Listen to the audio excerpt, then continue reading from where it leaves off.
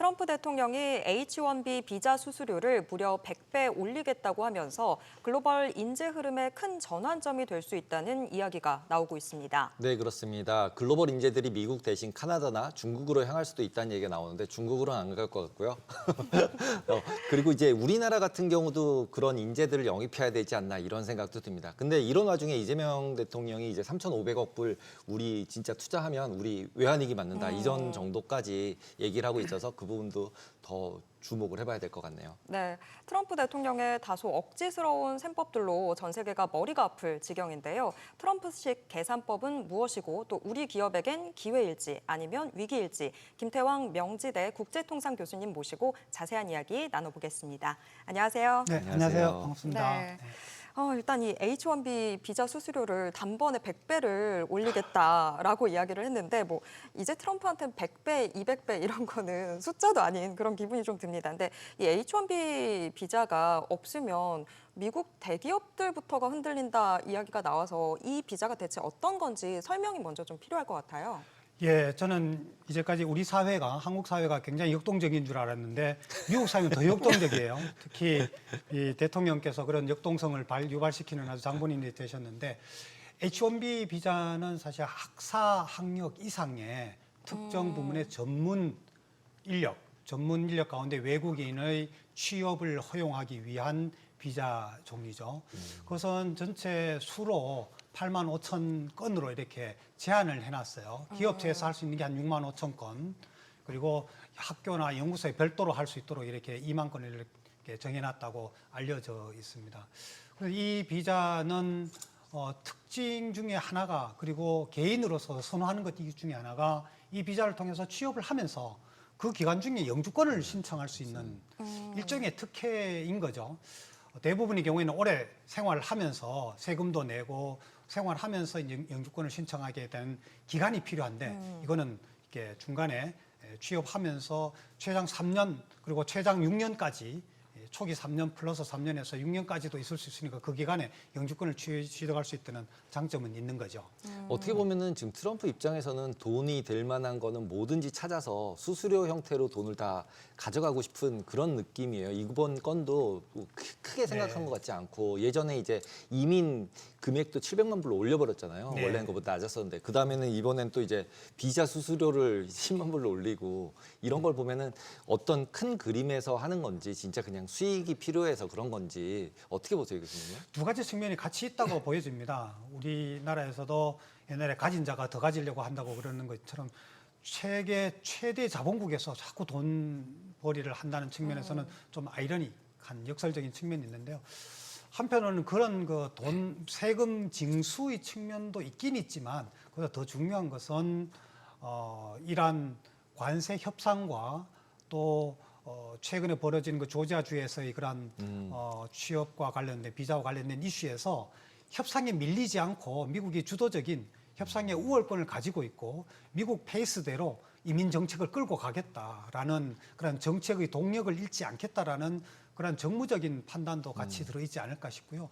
특히 우리나라와 관계에서는 지금 산업 협력, 투자 협력의 협상을 진행하고 있는 과정이기 때문에 더욱더 통상 협상에 미칠 영향, 그리고 우리 기업과의 협력, 의사결정에 미칠 영향이 좀 더 크게 부각되고 있는 것 같습니다. 실제로 지금 H-1B 비자 같은 경우는 실제로 저거를 받지 못하면 취업을 못 하잖아요. 어떻게 생각하면 이제 대학교 유학 갔던 사람들이 네. 그러면 결국 유학도 가면 안 되겠다. 요즘 그렇지 않아도 비자 안 줘서 돌아오는 유학생들 되게 많잖아요. 네. 그러면은 근본적으로 보면은 국내, 그러니까 미국 내에서 졸업하는 대학생들, 미국인들 입장에서는 이제 표를 한 표라도 더 줘서 트럼프가 저러나 뭐 이런 생각도 들거든요. 왜냐하면 이제 나머지 외국인들이 못 취업하니까 미국인들이 취업을 할 거잖아요. 네. 그러니까 그런 것 때문에 하는 건가?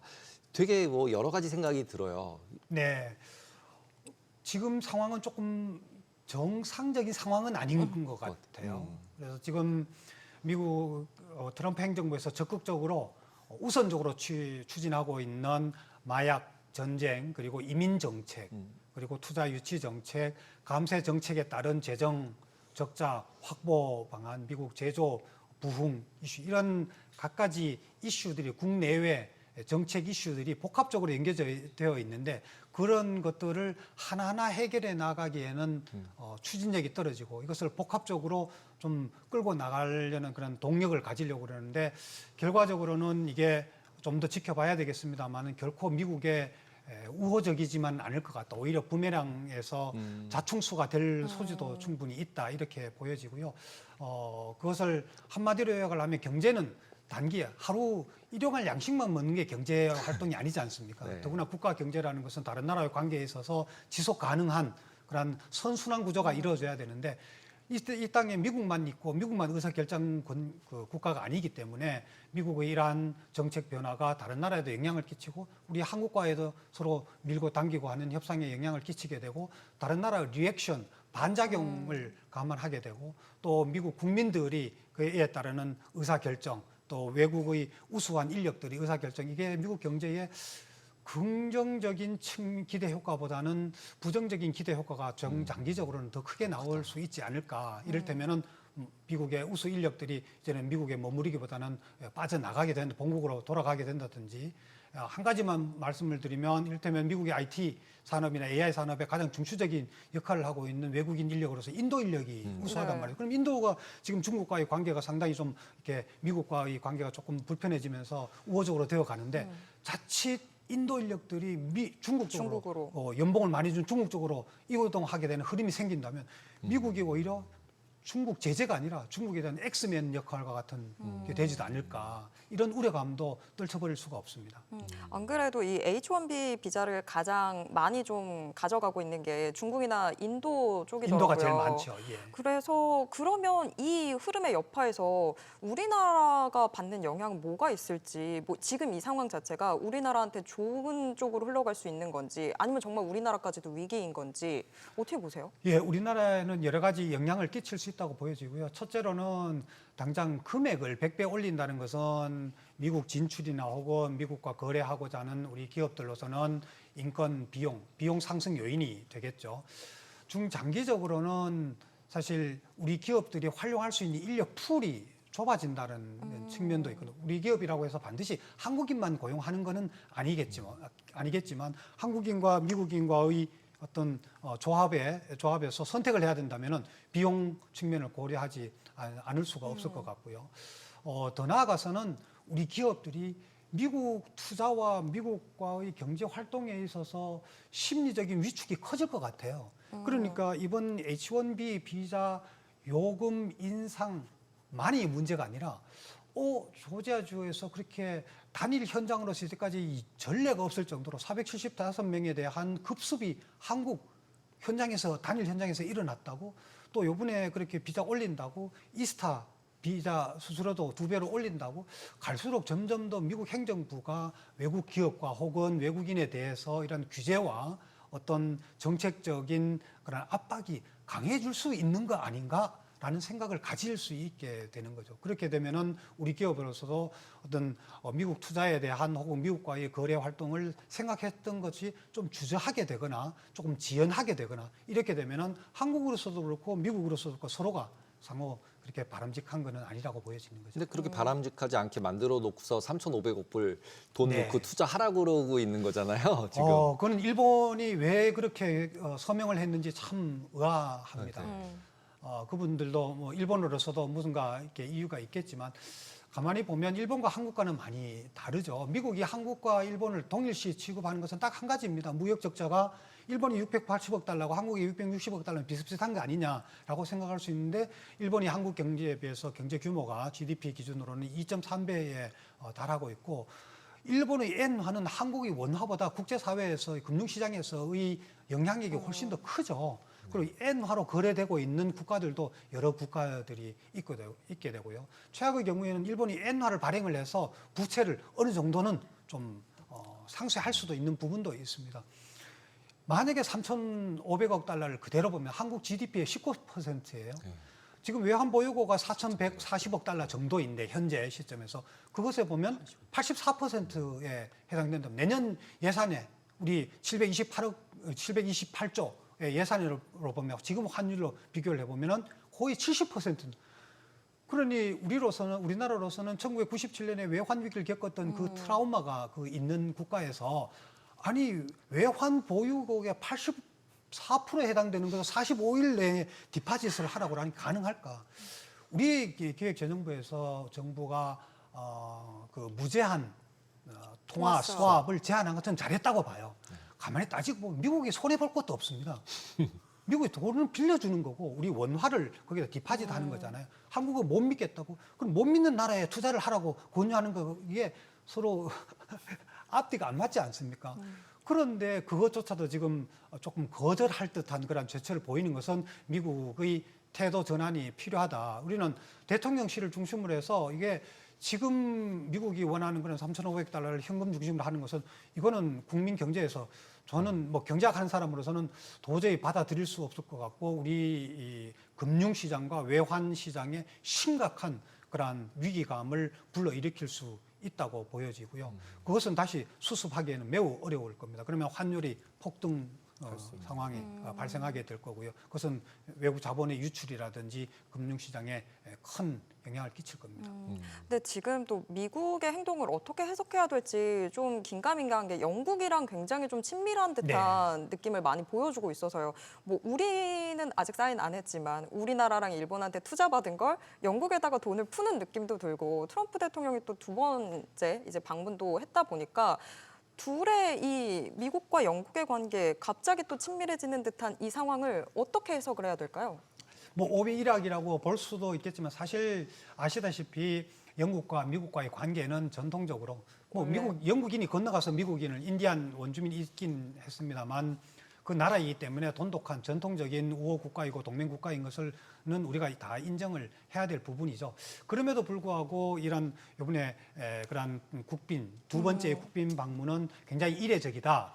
그것은 영국으로서는 트럼프가 필요한 거죠. 사실은 EU로부터 빠져나가고 2021년부터 브렉시트가 반려가 되었었는데 지금 한 5년째 되면서 영국으로서는 사실 경제적 타격이 있었거든요.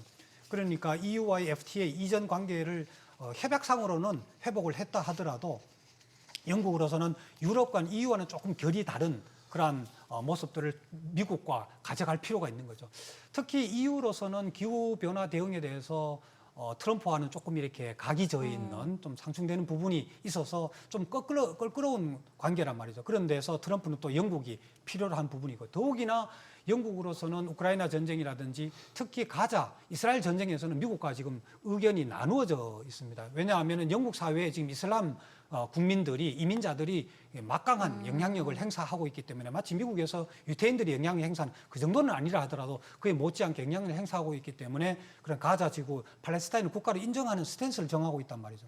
이런 상황에서 양국이 서로를 필요로 하는 부분입니다. 물론 한 300억 파운드 정도의 그럼 서로 상호 투자 계획하고 약속했는 것이 뭐 큰 건 아니지만 그래도 작은 액수가 아닌데 그것만 볼 것은 아니고 서로가 필요로 하는 국제 정치, 군사적 이해관계가 이번에 맞닥뜨려진 게 아닌가라는 생각이 들고요. 또 국빈 방문하면은 원래 또 선물 보따리를 들고 가지 않습니까? 10월에 에이펙 정상회담 할 때도 트럼프 대통령이 좀 보따리를 들고 오기를 기대하고 있습니다. 네. 지금 그리고 이제 영국에다가 이제 데이터 센터 같은 것도 짓고 투자를 해주겠다라고까지 간 거기 때문에 영국의 입장에서도 당연히 환영할 수밖에 없는 상황이었던 것 같아요. 근데 이제 그런 와중에 또 마찬가지로 영국도 미국에다가 이제 제약 같은 건 투자를 해주겠다. GSK 같은 경우는 이제 그렇게 양쪽으로 주고받고를 하고 있는 과정이지만 프랑스나 독일 쪽 보면은 지금 되게 난리잖아요. EU 안쪽은. 그러니까 영국은 브렉시트 했으니까 일단 끊어졌고 그러면 이제 어떻게 보면 미국이랑 영국이랑은 손을 잡고 약간 EU랑은 좀 이렇게 선을 걷다 이렇게 봐야 되는 건가요? 그렇습니다. 저는 동감하고요. 그럼 EU가 트럼프 행정부에 대해서 전적으로 이렇게 딱 밀착되어 있지 못한 그런 상황입니다. 그것은 그 폰데어 라이언 집행위원장이 2019년에 집권하면서 그 이니셔티브로 내건 게 그 그린 딜이거든요. 그런데 트럼프 대통령이 되자마자 2017년에 취임하는 날 탈퇴를 하고 2025년 취임하는 날 탈퇴를 하고 이러니까 매우 껄끄러운 그런 관계에 있죠. 이에 비해서 미국은 영국과의 이 관계를 돈독하게 하면서 유럽에 대한 영향력을 좀 더 넓혀가고자 하고요. 영국으로서는 금융산업을 중심으로 해서 브렉시트 하면서 좀 쇠퇴한 부분들을 특히 이번에 주목할 부분이 기술 번영 협정이라고 해서 테크 프로스페리티 딜이라고 해서 양국이면 이거는 상당히 주목할 부분이라고 보여집니다. 왜냐하면 영국은 AI 인력은 많이 이렇게 갖추어져 있어요. 그런데 인프라가 약합니다. 또 데이터 센터의 시설도 약하고요. 그래서 이거를 좀 구축을 해야 되는데 미국의 도움이 필요로 하고 있고 그 세 개 부문 첨단 산업인데 AI 부문하고 원자력 부문하고 이렇게 포함을 해서 이런 그 번영 협정을 맺은 부분들에 대해서는 굉장히 고무적이다 이렇게 보여지고요. 그런 측면에서 보면 영국이 미국과의 기술 번영을 추구를 해나가면서 특히 AI 부문의 어떤 유럽에 대한 영향력을 키워나가고 그 주도력을 좀 확보하고자 하는 의도가 보여지고요. 트럼프 행정부로서는 영국을 활용한 EU에 대한 영향력 확대 또 이런 게 좀 더 의도하는 바가 있지 않은가 이렇게 보여집니다. 이번에 또 제약업 관련한 이야기들도 나왔었는데 하필이면 또 트럼프 대통령이 미국 내에서 제약사들한테 약간 내려라 이런 걸 하고 있던 와중에 또 영국 GSK랑 이제 향후 5년간 미국에 300억 달러 투자하겠다 이런 이야기들 나온 거 저희가 어떤 식으로 좀 해석을 해야 되는 걸까요? 바이오 제약 분야에서는 사실 미국과 EU, 영국을 포함하면 유럽하고 양대 산맥이 형성되어 있고요. 특히 이제 미국 바이오 제약 글로벌 회사들의 경우에는 그냥 R&D라든지 신약 개발에 막대한 투자를 형성을 하고 있죠. 또 유럽의 국가들은 독일, 프랑스, 또 영국보다도 실제로 스위스 이 국가들은 제약품들을 생산을 해서 그것을 미국에다가 수출을 많이 합니다. 미국의 유럽으로부터 가장 큰 수입 품목이 이제 바이오 제약 부문이기 때문에 그런 찰나에서 이번에 트럼프 행정부가 유독 반도체와 의약품에 대해서는 품목별 관세를 부과하는 것을 계속 미뤄왔어요. 그것은 구조적으로 아킬레스를 가지고 있는 거죠. 반도체의 경우에는 반도체에 관세를 부과하는 동시에 미국 기업이 반도체를 수입해야만 되는 기업들이 부담이 생기는 거고 제약 부분에도 마찬가지의 그런 구조가 있는 겁니다. 그런 의미에서 보면 이번에 영국도 특히 이번에 부각되어 있는 GSK라는 그 회사가 100년 이상 된 오래된 회사인데 한 20여 년 전에 2000년에 그 통합을 하면서 이제 글로벌 회사로 성장하게 된 우리 많이 쓰는 치약 가운데 이게 치료제로 나온 센 땅땅땅 이런 나오는 그걸 생산하는 회사예요. 여기서 그 건강 헬스 건강 그리고 백신 개발 R&D 부분에 지금 투자를 많이 하고 있는데 그것은 미국의 어떤 제약 생태계의 네트워크를 활용하고자 하는 이 회사의 글로벌 전략 차원에서 보여지고요. 그래서 이런 측면에서 보면 바이오 제약 그리고 AI 양자 컴퓨팅 원자력 요 몇 개의 부문별 협력이 미국과 중국 간에 이번에 이루어진 것은 굉장히 주목할 부분이다. 이것은 우리 경제에도 크게 던지는 시사점이 크다. 우리도 EU 또는 미국과의 전반적인 FTA 큰 것도 진행을 해 나가야 되지만 부문별로 섹터별로 이런 협력 체계를 좀 더 강화할 필요가 있다라는 시사점을 얻을 수 있을 것 같습니다.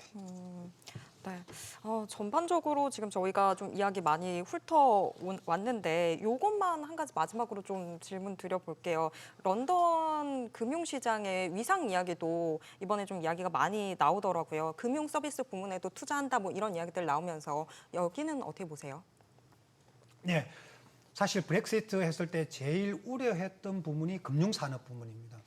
런던이 전통적으로 금융산업의 허브 역할을 해왔었는데 그것이 프랑크푸르트나 파리나 특히 아일랜드 더블린이나 이런 데 많이 옮겨갈 거다, 쇠퇴할 거다라고 했는데 실제로 일부 기업들이 옮겨가고 인력들이 이동을 많이 이루어졌어요. 프랑크푸르트나 파리나 더블린으로 옮겨갔는데 예상했던 것만큼은 그렇지 않았어요. 이게 왜 이러지? 라고 생각했는데 그것은 영국이 수백 년 동안 쌓아온 어떤 법률 시스템, 특히 커먼 로라고는 일반법 체계의 어떤 계약의 안정성이라든지 법률 시스템이라든지 이런 운영 체계 이런 노하우가 영국의 상당히 그 금융산업의 기반을 형성하고 있었던 거죠.